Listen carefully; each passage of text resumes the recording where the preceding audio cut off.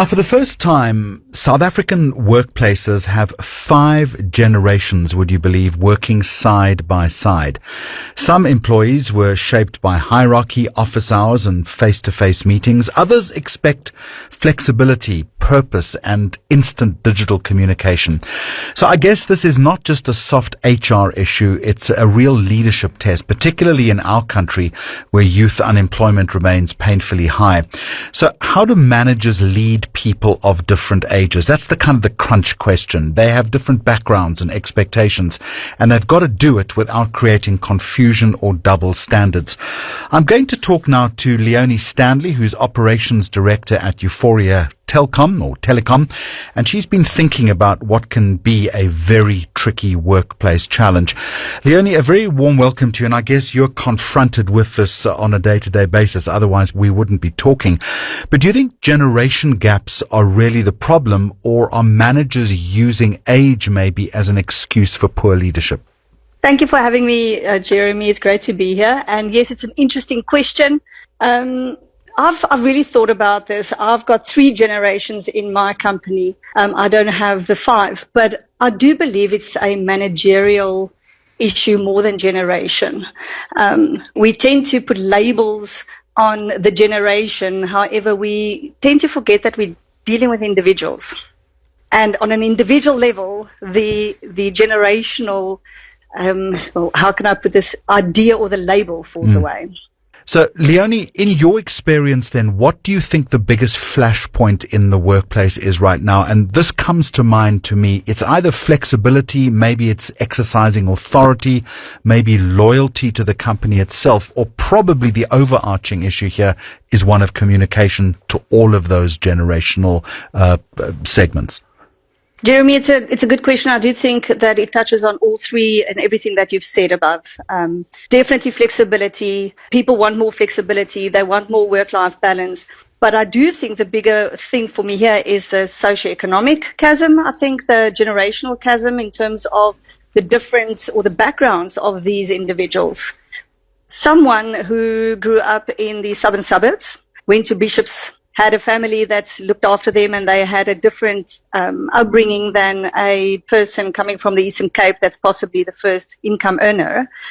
For the guy coming from Eastern Cape, it's much different. They're not going to necessarily look after or want the flexibility or want the purpose. They want the security in a job. So, Leonie, how does a manager get their head around that? Again, to deal with each individual on their own level. We cannot say that we will manage a generation or Gen Zs in this specific way. Because of the socio-economic differences and the background differences, we're dealing with individuals.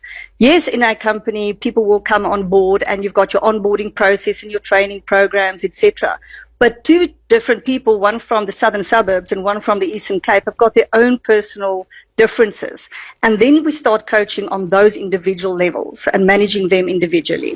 But you make a very important point about not generalizing. So the easy thing to do is to apportion labels like Gen Z, millennial, or even boomer, such as myself. That is designed to help leaders understand people. But the upshot, I think, is it can create lazy stereotypes, and that would be a problem then for the manager and for the staff member. Absolutely. You're 100% right. It's stereotyping.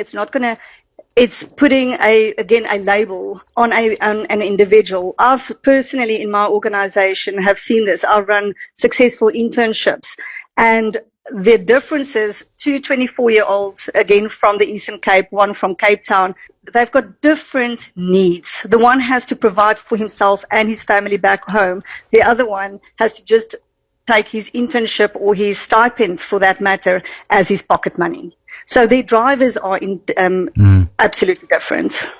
You make a very interesting point, Leonie. You argue that structure beats custom rules. What does that look like in practice? So in our organization, we've implemented EOS, which is the Entrepreneurial Operating System, and it gives you a clear structure on how to manage the entire company. So you can have a finger on the pulse all the time at every point in time. So a clear structure breaks down the different generational management styles. You've got one structure, one standard, how you manage your staff, clear objectives, clear outcomes. We meet weekly on your scorecards. You can see performance, poor performance soon.